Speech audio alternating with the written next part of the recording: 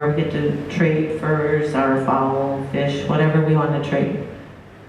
And we did that, and then when Alton Gas was coming in and they dug a channel, so they were starting the process of throwing the brine into the river. Well, not starting, they were starting to dig the channel so they can throw the brine in the river.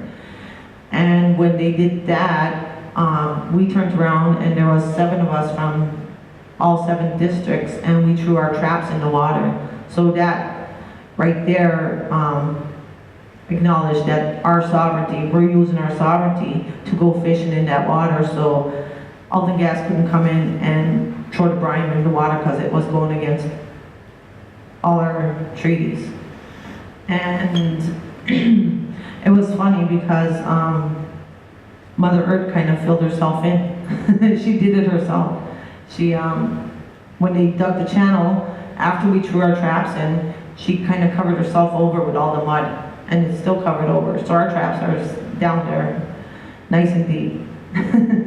And what else? So now we have been standing at the gate for they were coming in, this was over 150 days now. So on May 23, we knew they were bringing their big equipment in to come and dig the channel again. And we set up a trailer in front of their gate where they drive their equipment down. And we've been there for over 150 days, and so on June 19th, I think they tried to come down and serve us papers. This company is really, they really don't know what they're doing. They got no plan B for what's going to happen if they put brine in the river. They have like a plan B for that, if anything was to happen. So we're kind of been at the gate there now, and on June 19, when they came down, they tried to serve us papers, and it was, to me, it looked like a receipt book, so that's what I told them. I said, what are you trying to serve me, a receipt book? And I told them, I said, well, you know what, you guys need to go back, study the treaty rights, and then come back to us. And they haven't been back since, but they are around. They're just waiting for us to leave the gate. Oh, we have no plans of leaving because, again, Paula, they're working on the construction of the straw bale house with the allies, and we want to make it clear to Alton Gas that we're not leaving. We're getting prepared for another winter. Dale Pullet and my son was down at the truck house all winter. Well, Dale Pullet was there all winter, and my son went down to stay with him for a couple months at a time. So we have no plan of leaving. They don't know the Mi'kmaq very well. Yeah.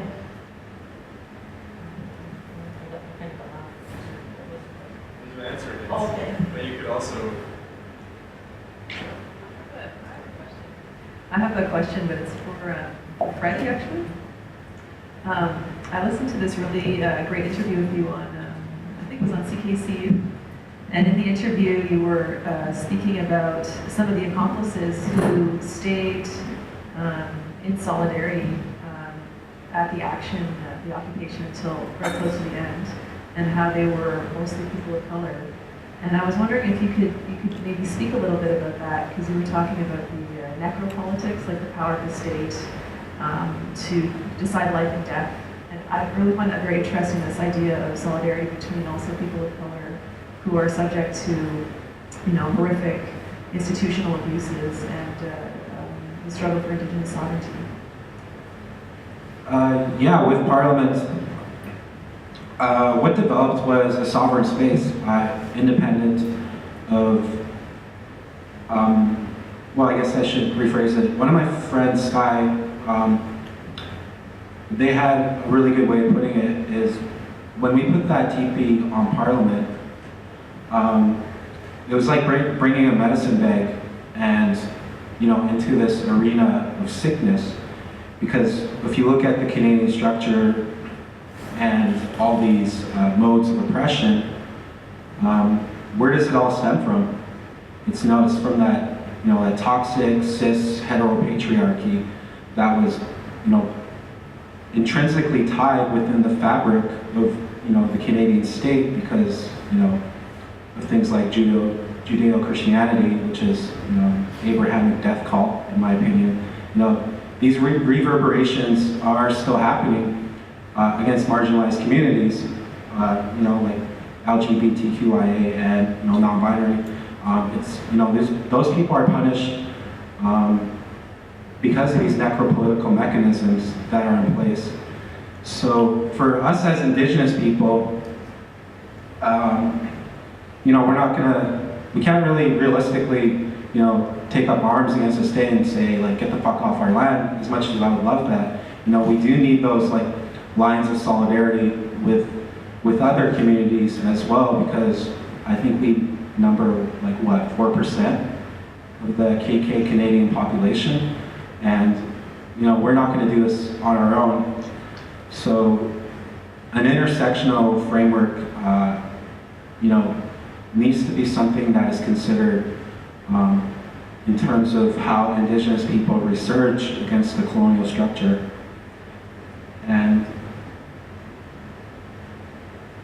But it goes beyond that.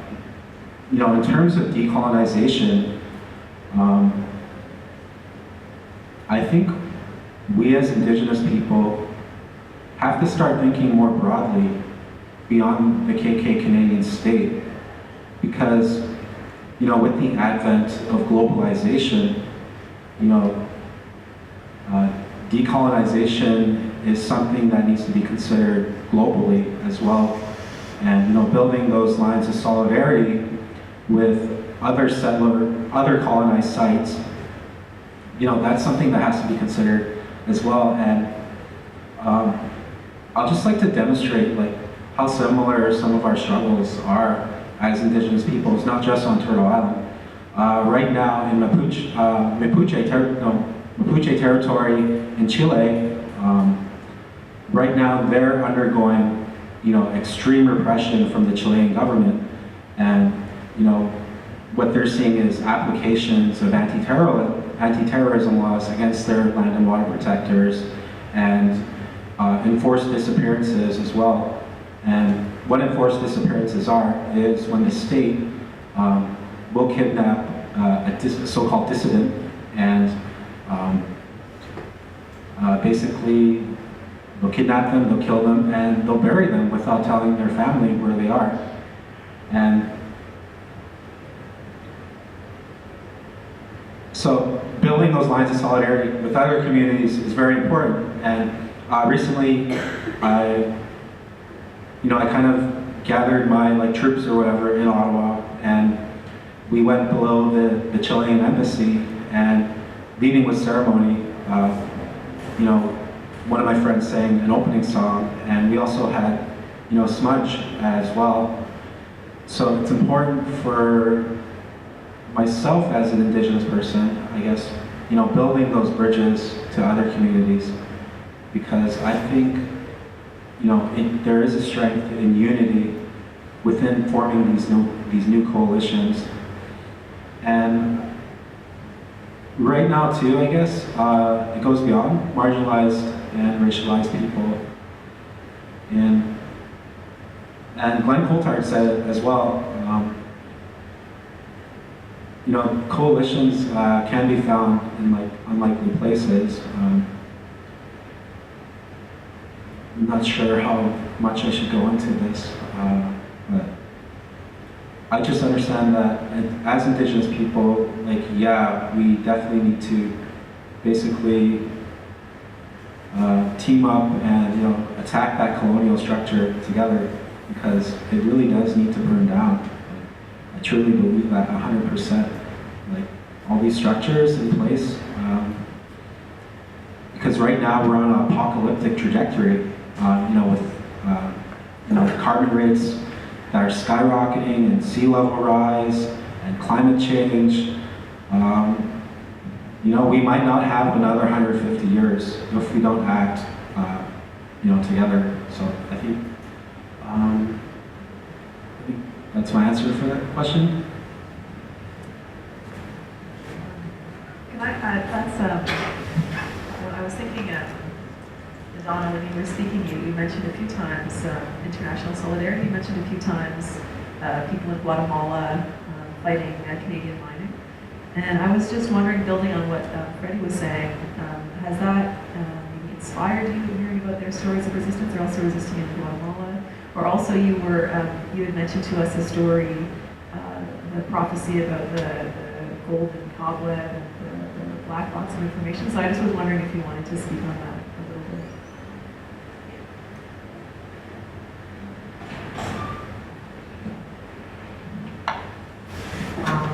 Yeah, I honestly think that we need to make this a global thing. And all around the world, it has to be indigenous led. That's the way it seems to be going right now. And it's funny because everybody talks about NWO taking over. Yeah, we do need that. Native World Order. But because, you know, there's a lot going on in the world, and it's all, they're saying climate change is happening because they're trying to say, basically saying that it's not our fault. You know, it's not all our fault, but it is. It is, it's man-made. We're ruining this world. You know, they're drilling and they're raping Mother Earth. I basically call it like a Jenga puzzle. You know, they're taking and taking and taking, and then you see all these sinkholes happening all around the world. And it hurts. You know, it hurts as an Indigenous person to see all this happening. And, oh yeah, going back to the Mi'kmaq prophecy of it's called the Mi'kmaq prophecy of this copper spiderweb and the mouse. So anyways, when the mouse tugs on the copper spiderweb, he gets this little box of information in. You guys ever look at your phones? The copper web, World Wide Web, and when you click the mouse, you get your box of information. So I know a lot of the things that we got to go back to nature. We got to go back that way, but we also need social media to help us get the word out on what we're doing, you know, at a grassroots and ally level, what we're doing, and we're winning. You know, this is what the great part of it is, we're winning. You know, the governments hate seeing that. They really hate seeing that. They're scared of it. But going back to what Freddy said, they're scared of our ceremonies too. That's why they took them away from us so long time ago. It's because they're scared of the power that we have as Indigenous people. But also, we're all very humble, and we're peaceful people. And I guess that's all I have to say. I have a question for you, Freddy. We were thinking about questions to ask you in the lead up to this panel, and these days, any issue we hear about Native people, First Nations, and within the context of settler colonialism, which we don't in the newspapers talk that much about, unfortunately, there's often obviously this word reconciliation.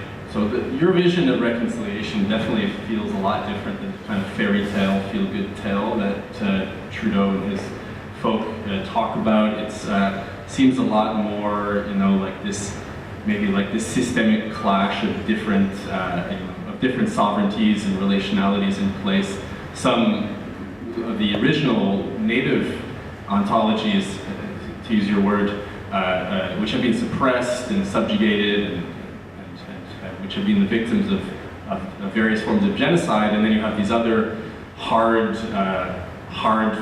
courts and cops and those systems. So your version of reconciliation, it's even though it's kind of bleak, it's also kind of refreshing here because it's definitely goes against the current of this fashionable fairy tale that they're trying to say, that Trudeau and his folks are trying to say. So I'd just like to hear maybe you pick apart a little bit more of that your vision of reconciliation and how, without I mean, pushing you too hard, but I'd like to hear about how you think that will, how can we work on that reconciliation more? You've already talked a lot about what you'd like settlers to understand, and I think those are important things, but how can we bring that in more into actual action?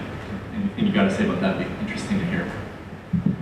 Yeah, I could critically dissect reconciliation all day. I love shitting on reconciliation. Well, a lot of my understanding of it was it has been rendered from reading, I guess. One of my favorite books is Red Skin, White Mask by Glenn Coulthard, where he talks about the liberal politics of recognition.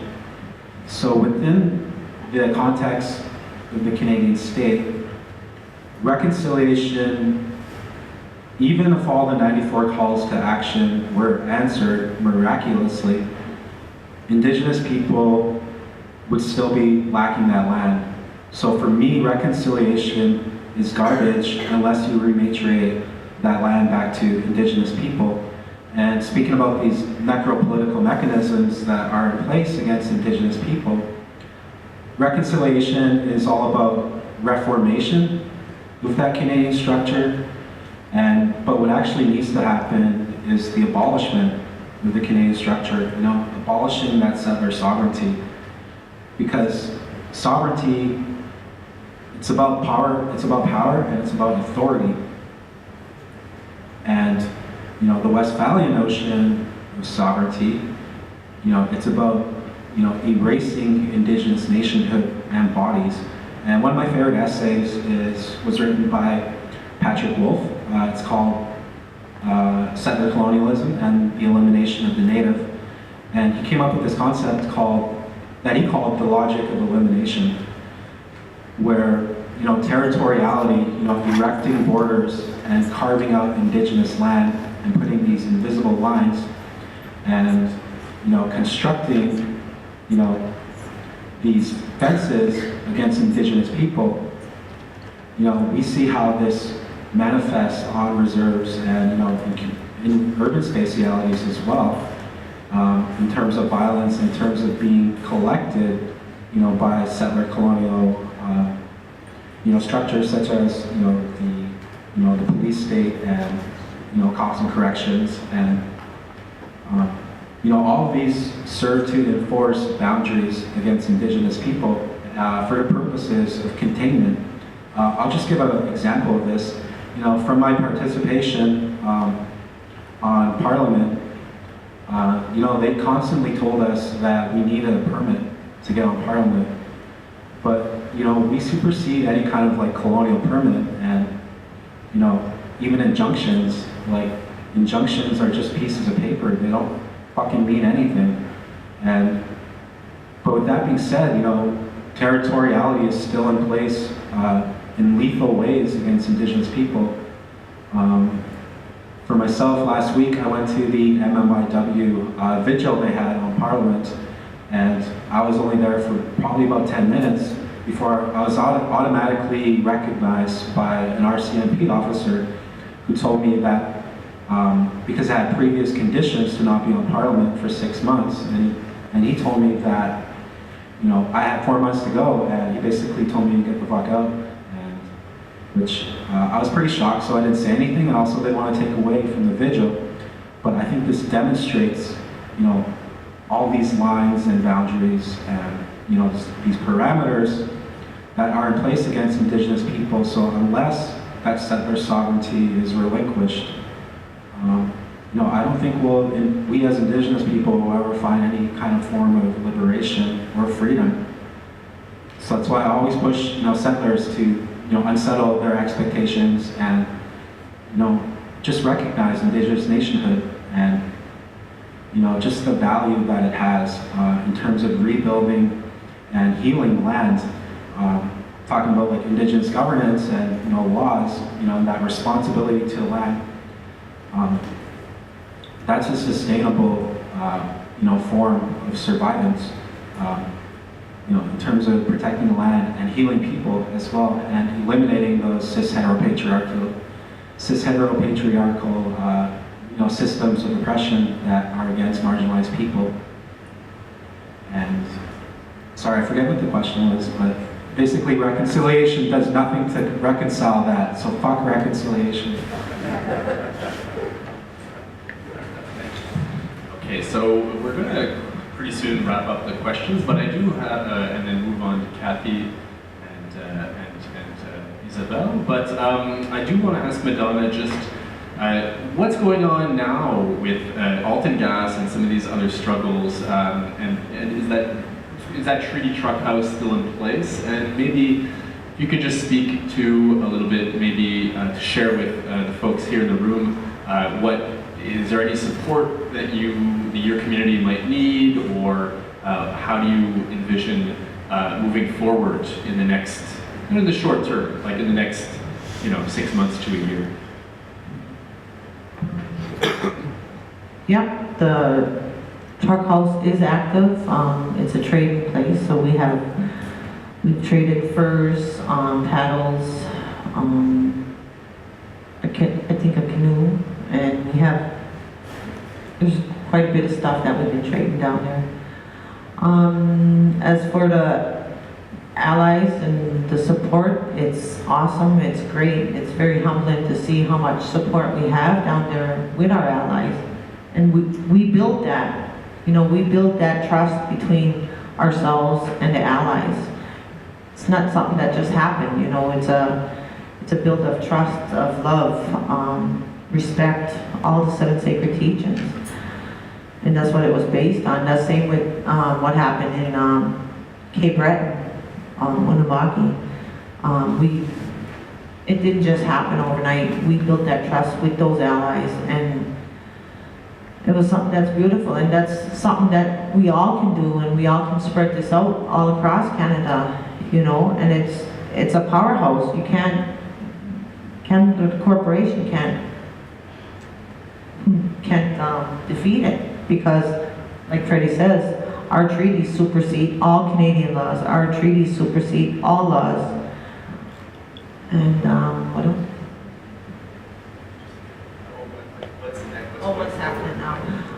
Right now, we are building a straw bale house to get prepared for winter months right there at the gate, not down by where the truck house is, but up at the gate where Alton Gas wanted to bring their equipment in. So we're building that straw bale house, and I believe we're going to have it solar. We're going to have solar on it also. So all these things that we're doing, it's also to go against the oil and gas industry. The young ones down there, my son Felix, he and a couple other young ones, they told us, no, we can't use propane in the trailer. No, we can't do this, we can't do that. And we're listening to them, because it's all about oil and gas. We're fighting oil and gas, and we don't want to be using their product. But it's a transition also. We had to drive up here. We had to use gas. But we're getting into this transition where we can build our own economy. We can have hemp. Hemp is renewable in 90 days. We can be growing hemp. We can have hemp farms. We can have solar farms. We can do all this, and we can do it together. It's amazing what we can do together.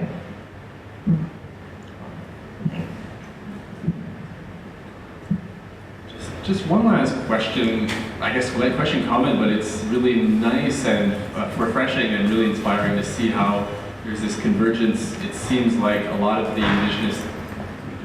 tactics you're talking about, building the treaty truck house, the tiny house warriors, resisting Kinder Morgan pipeline in BC, all those accoutrements of ceremony that you folks put out there at Unsettling Canada. Do you feel, and maybe it's a question for you, Freddy, do you feel like, is there a coincidence that there's this similarity of tactics? Do you think it's a coincidence, or what do you think about moving forward and using these types of building, using this 1752 treaty truck house and bringing it into today's world and repurposing it? What do you think about that? How does that work for you? I think what you described was a diversity of tactics. In terms of using treaties and really studying them, like I really encourage that, within all nations, because in every treaty, there are holes and vulnerabilities, because every single treaty was broken in KK Canada, and that makes, that title that, settler colonial entities think that they have over this land null and void. So yeah, I encourage looking at, treaties, and because there are holes that, we as Indigenous people can exploit in terms of defending and protecting our lands and waters, but also, thinking in terms of direct action and, even violent direct action as well. Like, that's something that needs to be considered. And I'll just give an example of this. Do people know Gananga? There's this operation undertaken by the Mohawks of Ganawage in the late 70s, and I'm so inspired by this because, yeah, I think Indigenous people just need to, go to the land and reclaim it. And what the Mohawks did actually was in the late 70s, they went to this, upstate New York, and they just took the land. And of course, there was violence involved because of the state, and they had to resort to armed resistance.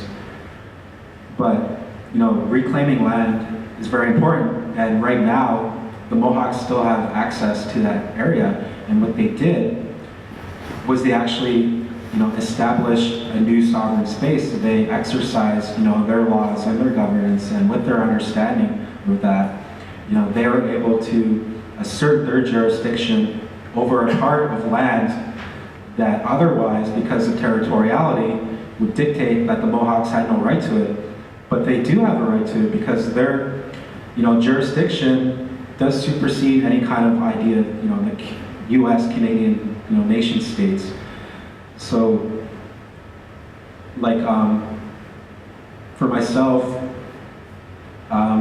yeah, most Indigenous forms of resurgence are nonviolent. And it's a shame whenever Indigenous people do have to resort to violence in terms of protecting their land. Just look at Ipperwash and, I forget that one community in BC with Wolverine, Gustafson Lake. Yes, thank you. It's a shame that we have to resort to those tactics sometimes, but I think it's evidence that Indigenous people, I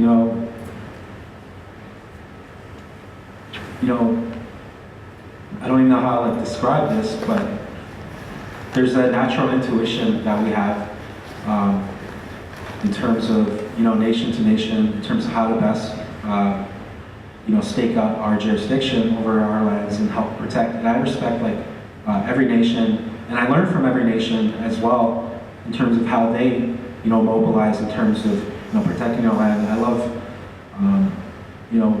what they're doing in the Mi'kmaq is they're exploiting those holes in the treaty and they're mobilizing. And for myself, I think that demonstrates just the beauty of the diversity of tactics that Indigenous people are capable of. I'll just give one last bit of advice, is that fuck chief and council.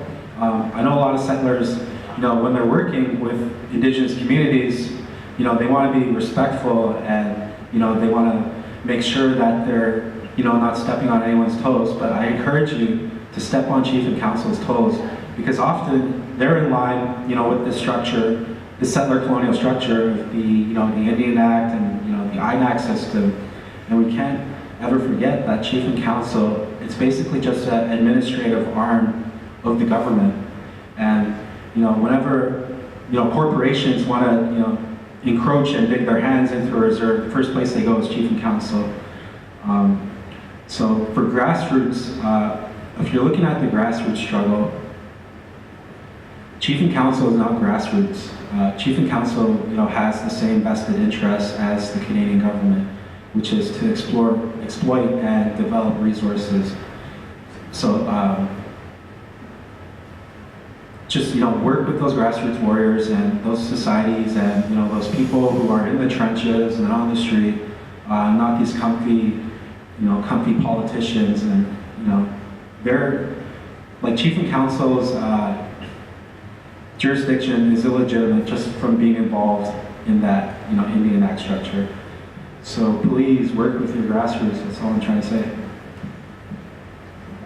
And Madonna is going to have the last word before we go to take questions from the audience, and also Isabel will have the first question. What I want to say is we can do this together. I claimed Crown land through the grandmothers of Unamagi. I got 14 signatures of grandmothers in Unamagi to sign my document to reclaim our land as Indigenous people. And it's something that has to be led by the women, and that's why I got the grandmother signatures, because we are not a patriarchal, I don't know if I'm saying that right, I'm bad with words. We're a matriarchal society in Mi'kma'ki. It was always the grandmothers that had the last say. Grandmothers always said. So I'm just saying, go out on the lands with the Indigenous people, the grassroots people. I want to take all my allies with me on my Crown land, on that Crown land that I claim. And we can live on this land peacefully together. And Freddy, I know you're saying violent direct action, but I'm sorry, we can't do that. Because they're going to turn around and turn us into terrorists. That's what they're doing. We have to do this peacefully, humbly, together, on the ally and grassroots level. And I guess that's all I need to say. Thank you.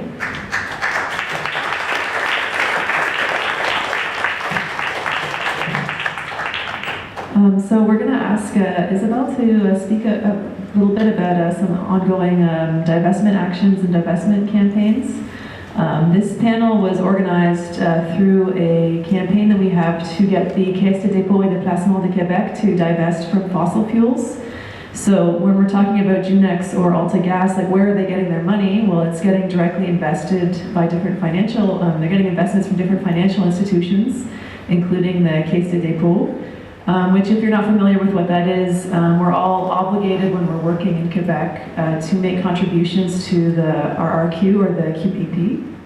So a little bit of the money that we make is forcibly, without our consent, invested in these projects, and then we will reap the dividends when we retire by getting that pension. So I think it's a good example of unsettling those assumptions that settlers have that we will, have a comfortable retirement. And so Isabel's going to speak about another divestment campaign. It's not about the Caisse, but it's also very interesting. So please come tell us about that.